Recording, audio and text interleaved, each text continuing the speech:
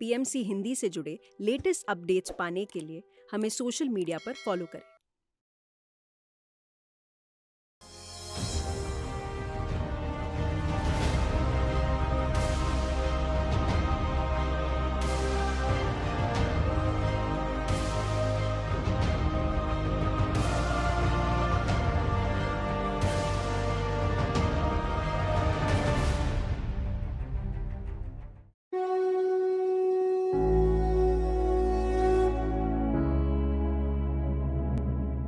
गु मतलब गुकारोम अंधकारस्य, रु मतलब रुकारोम तन्निवारण। गुरु वह है जो हमारे अज्ञान के अंधकार को दूर कर हमें ज्ञान के प्रकाश की ओर ले जाता है। गुरु वह है जो हम में सद्गुण का बीजारोपण करता है और जीने का सही मार्ग बताता है। वह गुरु ही है जो हमें जीवन और मृत्यु के चक्र को पार कर मोक्ष प्राप्ति का मार्ग बताता है। वह गुरु ही है जो शाश्वत आत्मा या चेतना की वास्तविकता से हमें अवगत कराता है। गुरु सभी गुणों से परे है। गुरु साक्षात पर ब्रह्म है जो युगों युगों से हमारा उद्धार करते रहे हैं। वर्तमान युग में मानवता के लिए साक्षात ईश्वर के अवतार हैं नीम करौली बाबा।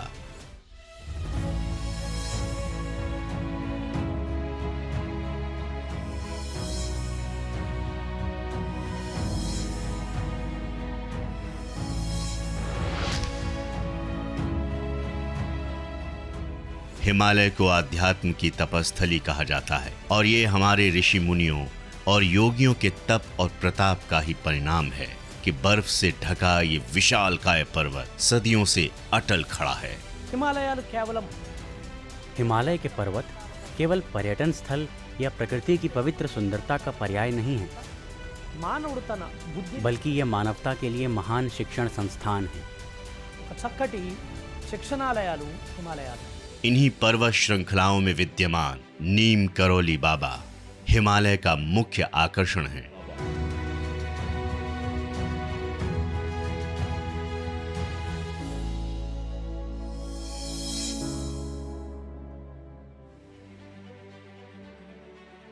కృషి ఉంటే మనుషులు ఋషులవుతారు। कहते हैं अभ्यास मनुष्य को पूर्ण बनाता है, एक संत बनाता है। नीम करौली बाबा का जीवन इसका जीवंत उदाहरण है। ना कोई विशेष वेशभूषा और ना ही कोई विशेष कार्यशैली, लेकिन फिर भी जिन्होंने एक सामान्य व्यक्ति से एक महान योगी बनने तक का सफर तय किया, वो है एक सहज रहस्यवादी योगी जिनकी सिद्धियों ने उन्हें साक्षात ईश्वर बना दिया। नीम करौली बाबा। नीम करौली बाबा ने प्राचीन आध्यात्मिकता को एक नया स्वरूप प्रदान किया। उन्होंने नव युग में आध्यात्मिकता को और अधिक प्रसारित किया। प्रत्यक्ष या अप्रत्यक्ष रूप से लोगों का एक सही दिशा में मार्गदर्शन करना हिमालय के योगियों की विशेषता रही है। और जो व्यक्ति अपनी ध्यान साधना से वास्तविक ज्ञान को समझ लेता है, वही व्यक्ति हिमालय के इन योगियों को समझ सकता है। इस प्रकार हिमालय केवल पर्यटन स्थल या योगियों की तपस्थली नहीं है, बल्कि ये ज्ञान का क्षेत्र भी है। हिमालय में रहने वाले योगियों की तप और साधना जनमानस के भौतिक और आध्यात्मिक जीवन पर बहुत ज्यादा प्रभाव डालते हैं। इस प्रकार हिमालय हमारे जीवन में एक महत्वपूर्ण भूमिका निभाता है। जो भी व्यक्ति ज्ञान के सागर में उतरना चाहते हैं, वे हिमालय का रुख कर सकते हैं और इसके लिए नीम करौली बाबा एक सर्वोत्तम स्थान है। जो भी व्यक्ति नीम करौली बाबा से मिलने गया, वो उनके ऊर्जा क्षेत्र से प्रभावित हुए बिना ना रह पाया। ऐसे बहुत से लोग हुए जिन्होंने उनसे प्रेरित होकर उनके ज्ञान को दुनिया भर के लोगों तक पहुंचाने का काम किया। हिमालय की इस पावन भूमि पर हजारों आश्रम और अखाड़े हैं। ये सभी आश्रम और अखाड़े एक मत से नीम करौली बाबा को हिमालयी महाराज के रूप में स्वीकार करते हैं। वैसे तो नीम करौली बाबा के कार्य और शब्द बहुत ही सामान्य लग सकते हैं, लेकिन वे हमेशा जन कल्याण के लिए ही होते हैं। चाहे कोई अभ्यास हो या कोई योग, अंततः वो लोगों की भलाई के लिए उपयोगी होना चाहिए। नीम करौली बाबा सिर्फ एक साधारण इंसान नहीं, बल्कि एक ऊर्जा क्षेत्र हैं, एक महागुरु जो दिव्यदर्शी हैं, यानी जो अतीत, वर्तमान और भविष्य तीनों को स्पष्ट देख सकते हैं।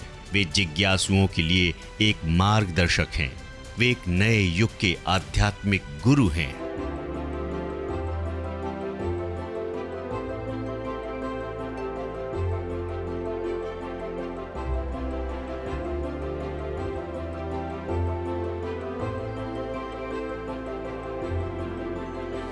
ये कहना गलत नहीं होगा कि जिस प्रकार महात्मा गांधी जी नव भारत के लिए अविस्मरणीय हैं, ठीक उसी प्रकार नीम करौली बाबा प्राचीन हिमालयी विरासत के अग्रदूत हैं और हम सब के लिए अनुकरणीय हैं। బోధనలు ప్రేమ. नीम करौली बाबा की सिखाई गई मुख्य चीज़ है प्रेम।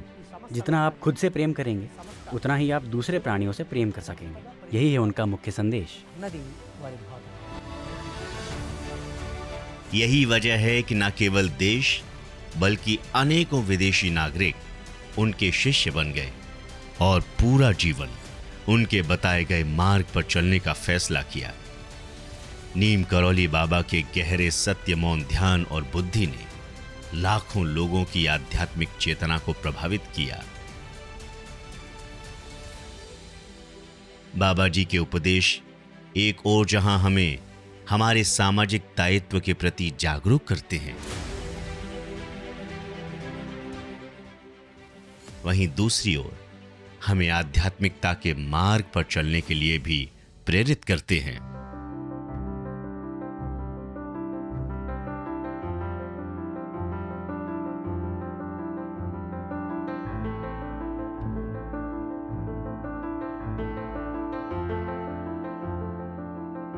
नीम करौली बाबा का जन्म 1900 में उत्तर प्रदेश के एक छोटे से गांव अकबरपुर में एक ब्राह्मण परिवार में हुआ। उनके पिता श्री दुर्गा प्रसाद जी ने उनका नाम लक्ष्मी नारायण दास रखा। యుగ యుగాలుగా ఉన్నటువంటి प्राचीन युग की आध्यात्मिकता को नए स्वरूप में परिवर्तित करने के लिए ही जन्म हुआ नीम करौली बाबा का, తెచ్చే ఒక గొప్ప అద్భుతమైన जो पूरी मानवता के लिए एक उत्सव से कम नहीं। ఒక కళ్యాణ వైభవం అని చెప్పవచ్చు. मात्र 11 वर्ष की आयु में नीम करौली बाबा का विवाह हुआ और इसके बाद उन्होंने देश भ्रमण शुरू किया, जिस दौरान वो मुख्य रूप से गुजरात, उत्तर प्रदेश और हिमालय गए। उन्होंने अपने भ्रमण के दौरान ज्ञान प्राप्त किया। उन्होंने स्वामी शिवानंद महाराज और स्वामी निर्मलानंद महाराज, नित्यानंद स्वामी, रखड़ी बाबा, उपासनी महाराज, त्रैलांगा तीर्थ बाबा आदि के साथ बहुत गहरा संबंध स्थापित किया। वे अपने साथियों के अनुभवों को ध्यान से सुनते और कहा करते, बहुत अच्छा, बहुत अच्छा। नीम करौली बाबा ने 11 वर्ष की आयु में अपनी साधना शुरू की और 17 वर्ष की अल्प आयु में ही वे एक संपूर्ण विद्वान बन गए। नीम करौली बाबा ने कैंची धाम में सोमवारी बाबा और साधु कलानिया बाबा जी की मौजूदगी में एक आश्रम बनाया और वहां यज्ञों का आयोजन किया।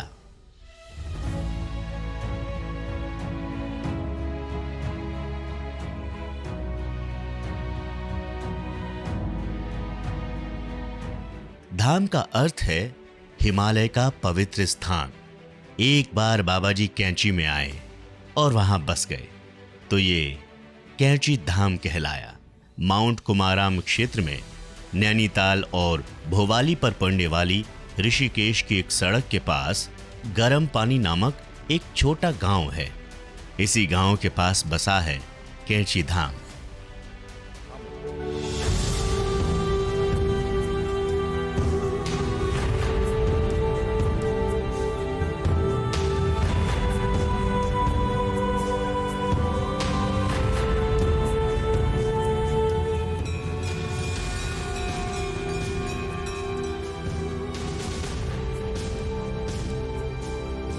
शांत वातावरण, प्राकृतिक सौंदर्य, बर्फ की चादर से ढके हिमालय के साथ साथ उत्तरावाहिनी नदी का संगम कैंची धाम की सुंदरता में चार चांद लगा देते हैं।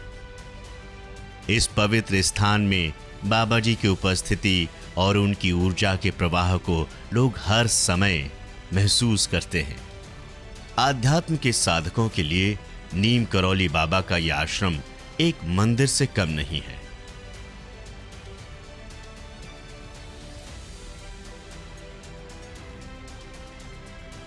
ఆ కాంచీధామ్ అన్న ఆ ప్రాంతానికి ఆ ప్రత్యేకత ఏంటంటే कैंची धाम की विशेषता ये है कि यहाँ 365 दिन ప్రకృతి పులకించినటువంటి प्रकृति की मोहक सुंदरता का आनंद लिया जा सकता है। मनमोहक प्रकृति की सुंदरता के साथ चारों ओर हरियाली से घिरा यह आश्रम यहाँ आने वाले श्रद्धालुओं में एक अद्भुत ऊर्जा का संचार करता है। हम वहां के कई मंदिरों में स्वच्छता और हरियाली को अपनी सौंदर्य की छटा बिखेरते हुए देख सकते हैं। నీమ్ కలోరి ఆశ్రమానికి అతి సమీపంలోనే షిరిడి సాయిబాబా लोग मानते हैं कि साईं बाबा अपने अवतार के बाद साईं ईश्वर के रूप में एक छोटी सी गुफा में रहते थे जो कैंची धाम के बहुत पास है। वहां के मंदिरों में से एक मंदिर में नीम करौली बाबा की जीवंत मूर्ति देखी जा सकती है जो साधकों को बाबा के वहां होने का एहसास करवाती है। एक ओर प्रकृति की सुंदरता और दूसरी ओर अव्याकुलता एक व्यक्ति को स्थिर नहीं पाती है, लेकिन यहां वे पूरी तरह से पवित्र आनंद में लीन हो जाते हैं। कुछ क्षेत्रों में लोग उन्हें चमत्कारी बाबा कहते हैं। गुजरात में उन्हें तलैया वाले बाबा कहा जाता है। ज्ञान प्राप्ति की उनकी यात्रा में बालाजी के कई आश्चर्यजनक चमत्कार देखे जा सकते हैं। హిమాలయాలలో ముఖ్యంగా हिमालय में कैंची धाम माउंट कुमाऊं पर स्थित है। वहाँ कई गांव हैं, सुंदर प्रकृति है और एक बहती हुई नदी है। वहाँ के निवासी अक्सर अपनी फसलों को बंदरों द्वारा किए नुकसान के बारे में बाबा जी को बताते थे। तब बाबा जी ने कहा कि ठीक है, अब तुम मेरे लिए इतने सारे फल और सब्जियां लेकर आए हो, इसलिए अब से कोई बंदर तुम लोगों को परेशान नहीं करेगा। उस दिन से आज तक किसी भी बंदर ने उनकी फसल को ना तो नुकसान पहुंचाया और ना ही उन्हें परेशान किया। बाबा जी को मानने वाले लोगों का यह दृढ़ विश्वास है कि वे इस जीवन में भगवान हनुमान के अवतार हैं। नीम करौली बाबा उत्तर प्रदेश में एक आम व्यक्ति के रूप में जन्मे थे और वहीं से उन्होंने अपनी आध्यात्मिक यात्रा शुरू की। इस दौरान ट्रेन में यात्रा करते समय उनके साथ एक अद्भुत घटना घटी। टिकट कलेक्टर ने टिकट नहीं खरीदने वाले सभी यात्रियों को ट्रेन से उतार दिया। उस प्रक्रिया में नीम करौली बाबा सहित कई साधुओं को भी ट्रेन से उतार दिया गया, लेकिन उसके बाद ट्रेन 1 इंच भी नहीं हिली। जांच के बाद भी कुछ नहीं हो पाया। एक रेलवे अधिकारी जो कई साधुओं और गुरुओं के चमत्कार की सच्चाई से परिचित था, उसने सभी साधुओं और नीम करौली बाबा से अनुरोध किया कि वे फिर से ट्रेन में चढ़ें। नीम करौली बाबा ने कहा ठीक है, लेकिन उससे पहले उन्होंने वहां एक रेलवे स्टेशन के निर्माण की प्रतिज्ञा ली। बाबा जी चढ़ने के बाद ही ट्रेन चलनी शुरू हुई। सभी यात्रियों ने महान योगी नीम करौली बाबा से आशीर्वाद लिया, जिस कारण उस रेलवे स्टेशन का नाम नीम करौली बाबा रखा गया। इसके बाद बाबा ने उत्तर प्रदेश के हर कोने का भ्रमण किया और फिर हिमालय की ओर जाकर कैंची धाम की स्थापना की। कैंची धाम में अनेक श्रद्धालुओं समेत कई विदेशी नागरिक भी आए और बाबा जी की शिक्षाओं और सिद्धांतों से आकर्षित होकर उनके शिष्य बन गए। प्रसिद्ध आध्यात्मिक लेखक रामदास, गुरु भगवान दास, लामा सूर्यदास, संगीतकार जय उत्तल, कृष्णा दास जैसे कई बड़े नाम हैं जो बाबा के शिष्य बने। इसके अलावा लारा बर्ल लैमेंट और उनकी पत्नी गिरिजा दास मुखर्जी, इलाहाबाद विश्वविद्यालय के प्रोफेसर, ध्यान अनुभवों की पुस्तक के लेखक डैनियल कोलमैन और बहुत से अन्य महानुभाव भी नीम करौली बाबा के शिष्य थे, जिन्होंने उनके ज्ञान की सुगंध को पूरी दुनिया में फैलाया। कभी कभी महान योगियों के साथ एक भेंट आपके जीवन को पूरी तरह से बदल सकती है।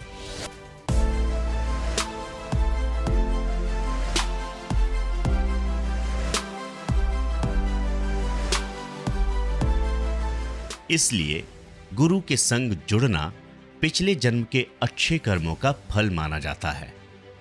जब जीवन में कोई रास्ता नहीं दिखाई देता है तो गुरु की मौजूदगी में मार्गदर्शन प्राप्त किया जा सकता है। जीवन में कठिन समस्याओं का समाधान सरल हो सकता है। गुरुओं के शब्द हमारी जिंदगी में सफलता के चरम पर पहुंचने में मदद करते हैं। एक बार फेसबुक कंपनी भी बहुत सारी परेशानियों का सामना कर रही थी। कंपनी के संस्थापक मार्क जुकरबर्ग नीम करौली बाबा के पास कैंची धाम गए। इसके बाद बहुत ही जल्द फेसबुक ने लोगों का ध्यान अपनी ओर खींच लिया। हाल के समय में हमारे प्रधानमंत्री श्री नरेंद्र मोदी जी ने भी कहा है कि उन्हें नीम करौली बाबा की शिक्षाओं से प्रेरणा मिली और सभी को नीम करौली बाबा की किताबें जरूर पढ़नी चाहिए। बाबा के पास 2 आश्रम थे, एक वृंदावन में और दूसरा कांची धाम में। హిమాలయాలలో బద్రీనాథ్ నుంచి हिमालय में बद्रीनाथ से वृंदावन तक और दूसरी ओर नैनीताल से कुकुचीना तल तक बाबा जी ने कई मंदिर बनवाए थे। నీమ్ కలోరి వారి స్వహస్తాలతో వెళ్ళిన చోటంతా ఆశ్రమానికి गांवों में कुछ लोग शमशान से डरते थे, इसलिए बाबा जी ने शमशान के पास एक आश्रम शुरू किया। శ్మశానానికి అతి సమీపంలో వారు ఆశ్రమాన్ని ప్రారంభించారు। हिमालय में उनके मार्गदर्शन में 108 से अधिक मंदिर बने और हर मंदिर के प्रमुख देवता हनुमान जी थे। यही वजह है कि बहुत से भक्त उन्हें हनुमान बाबा जी के नाम से पुकारते हैं। हनुमान के भक्त के रूप में अपनी सेवाओं के माध्यम से बाबा जी ने लोगों के दिलों पर एक स्थायी छाप छोड़ी है। उनका मौन ध्यान और उनके कई कार्य आश्चर्यजनक, चमत्कारी और अद्भुत हुए। बाबा जी हमेशा स्वाध्याय करते और हनुमान जी से आध्यात्मिक विषयों पर चर्चा करते थे। जय हनुमान ज्ञान गुण सागर, जय कपीस तिहु लोक उजागर, राम दूत अतुलित बल धामा, अंजनी पुत्र पवन सुत नामा, महावीर विक्रम बजरंगी, कुमत निवार सुमति के संगी, कंचन बरन विराज सुबेसा, कानन कुंडल कुंचित केसा। एक दिन अल्मोड़ा के जिला कलेक्टर से बात करने की जरूरत पड़ी। आश्रम में कोई सेलफोन या लैंडलाइन सुविधा नहीं थी। बाबा सीधे एक पेड़ के पास गए और उसे जिला कलेक्टर मानकर उससे बात करने लगे। అది తర్వాత కాలంలో यह आश्चर्य की बात है कि दूसरी ओर जिला कलेक्टर को उनकी बातें सुनाई दी, जिसे उन्होंने रिकॉर्ड भी कर लिया। आज जो हम 3G, 4G, 5G mobile technology और फाइबर ऑप्टिक ग्रिड का प्रयोग कर रहे हैं, वास्तव में बाबा जी ने अपनी आध्यात्मिक साधना से अपने भीतर ही ऐसी तकनीक को बहुत पहले ही प्राप्त कर लिया था। శ్రీ నీమ్ కలోరి వారి చమత్కారాలను कई लोग नीम करौली बाबा की ज्ञानवाणी और चमत्कारों के साक्षी बने और उनसे प्रेरित हुए। बाबा के चमत्कारों और ज्ञान के बारे में एक किताब प्रकाशित करने के कई प्रयास किए गए। చేయడం కాకుండా గ్రంథస్థం చేయాలి। एक विदेशी नागरिक सत्य की खोज में हिमालय पहुंचा। वो बाबा जी के आश्रम में कई दिनों तक उनके साथ रहा और ज्ञान प्राप्त किया। इसके बाद वो बाबा जी से इतना प्रभावित हुआ कि बाद में उसने अपना नाम रामदास रख लिया। నీమ్ కలోరితో వారి उन्होंने बाबा जी के बारे में कई पुस्तकें लिखी और जन साधारण को समर्पित की। పుస్తకాల్ని ఆ మహాత్ముడు మనకు అందించారు। उन्होंने बाबा जी की बुद्धि, ज्ञान और चमत्कारों को पुस्तकों में संकलित किया और सामान्य जनता के लिए उपलब्ध कराया। इन पुस्तकों में मिरेकल्स ऑफ लव और I and my father are one जैसी पुस्तकों ने लोगों का ध्यान अपनी ओर खींचा। इसके अलावा ये किताबें ध्यानियों और ज्ञान के खोजकर्ताओं के लिए शक्तिशाली हथियार बन गई। कहते हैं अगर नीम करौली बाबा किसी कब्रिस्तान में भी कदम रख देते थे तो वो सुंदर स्वर्ग में बदल जाया करता था। नैनीताल में हनुमान मंदिर इसका ही एक उदाहरण है।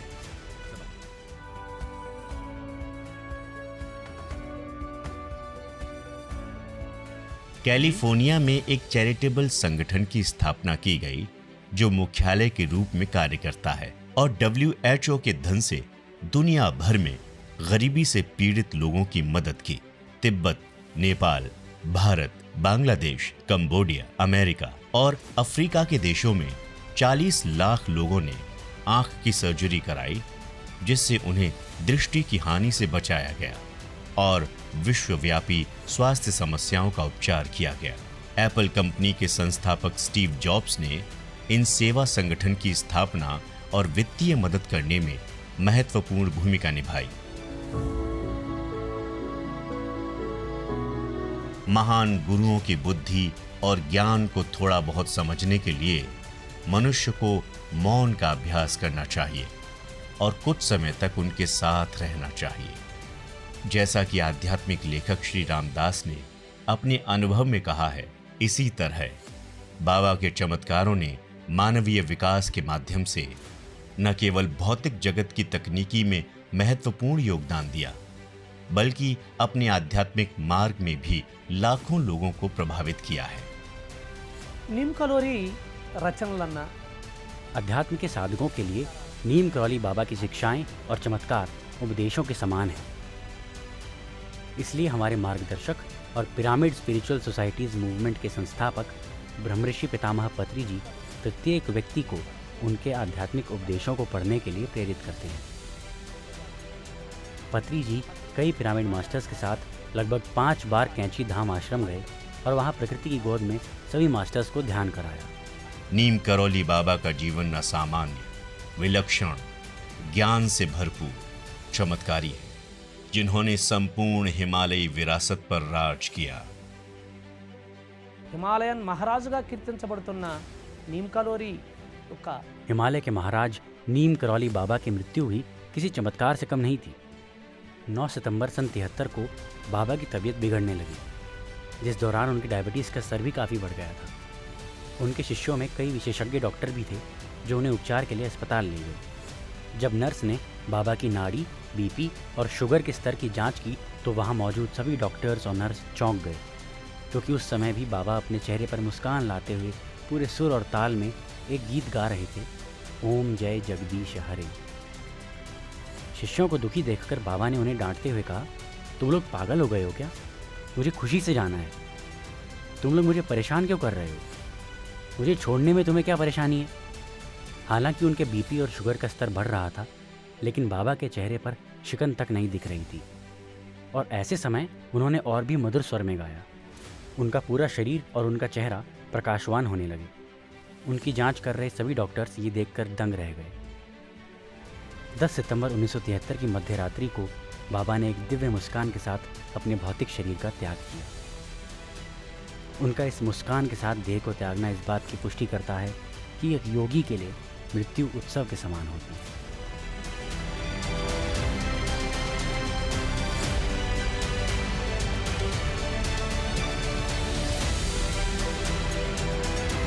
उन्नत सांसारिक और आध्यात्मिक ज्ञान भी नीम करौली बाबा ने विश्व को दिया है। कई आध्यात्मिक साधकों के लिए वो एक मार्गदर्शक हैं और कुछ के लिए वो एक भगवान हैं। उनके कार्य, शब्द, विचार आने वाली पीढ़ियों के लिए प्रेरणा का स्रोत हैं। जय हनुमान ज्ञान गुण सागर, जय कपीस तिहु लोक उजागर। राम दूत अतुलित बल धामा, अंजनी पुत्र पवन सुत नामा। महावीर विक्रम बजरंगी, कुमत निवार सुमति के संगी। कंचन बरन विराज सुबेसा, कानन कुंडल कुंचित केसा। हाथ वज्र और ध्वजा विराजे, कांधे मूंज जनेऊ साजे। शंकर सुवन केसरी नंदन, तेज प्रताप महाजगबंदन।